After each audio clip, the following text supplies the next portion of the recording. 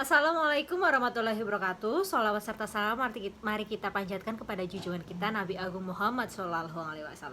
Kali ini saya akan membahas tentang materi tidur sehat ala Rasulullah.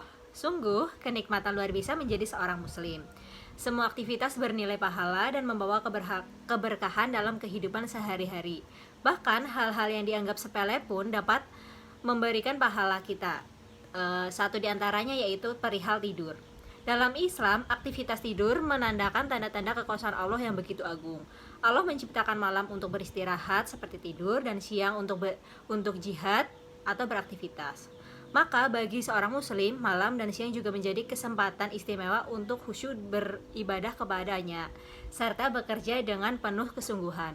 Tetapi bagaimana tidur yang berkualitas, tidur yang benar-benar memberikan manfaat langsung baik pada fisik maupun psikis.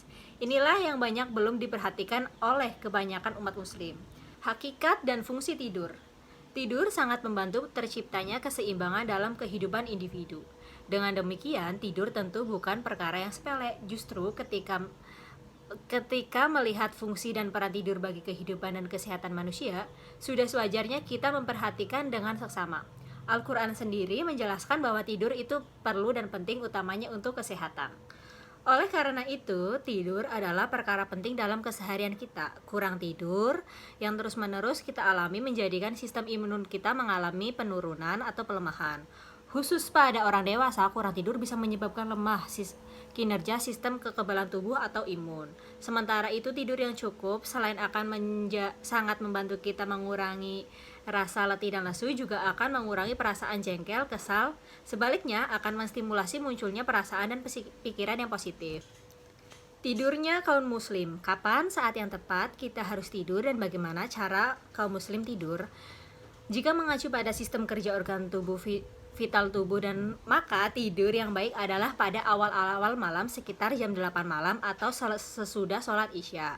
Sebab empedu aktif bekerja antara jam 11 malam hingga jam 1 dini hari. Sementara hati mulai aktif bekerja mulai jam 1 malam. Apabila pada jam-jam tersebut kita masih belum tidur, apalagi masih asyik makan-makan, maka sebenarnya kita telah merusak alur tubuh kita sendiri. Jadi itu tidak sehat untuk diri kita. Jadi upaya untuk tidak tidur larut malam apalagi begadang selain akan mengurangi kualitas tidur kita juga akan berpotensi merusak sistem kekebalan atau sistem kerja tubuh kita sendiri. Fakta ini berkorelasi positif dengan hadis Nabi yang memerintahkan umat Islam untuk bersegera tidur setelah sholat isya. Bahwasanya Rasulullah SAW membenci tidur malam sebelum sholat isya dan berbincang-bincang yang tidak bermanfaat setelahnya atau begadang. Salah satu tanda kecintaan kita kepada Nabi Muhammad, kita adalah mencintai dan melakukan apa yang dikerjakan termasuk tidurnya Rasulullah. Semua perilaku dalam keseharian adalah teladan uswah yang baik, berarti semua itu memberikan banyak manfaat dalam kehidupan kita. Salah satu yang utama yang perlu kita ketahui dan kita teladani adalah perkara tidurnya Rasulullah SAW. Pertama, Rasulullah senantiasa berwudu dahulu sebelum tidur. Jadi karena Rasulullah tidur setelah isya, maka dia bisa berwudu sebelum sholat isya. Jadi wudunya setelah sholat isya bisa digunakan untuk tidur. Kemudian Rasulullah juga selalu membersihkan tempat berbaringnya dengan menggunakan sapu lidi untuk mengusir hewan-hewan kecil atau juga seperti setan-setan yang menempel pada kasur.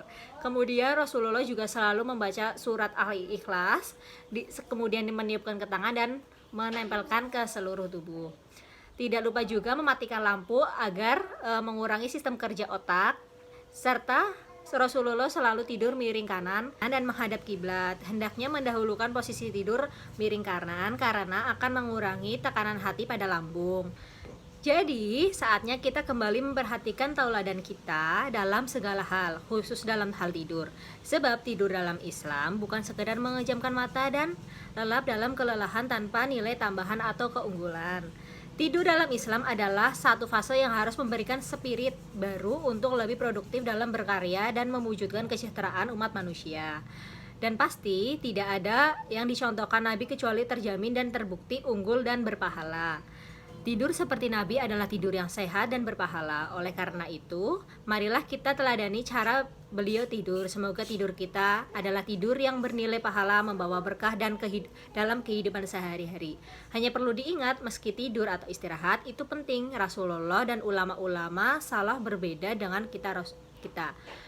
Rasulullah dan para ulama sedikit makan, sedikit berbicara, dan sedikit tidur karena waktu 2/3 malamnya digunakan menangis di hadapan Allah atau sholat tahajud.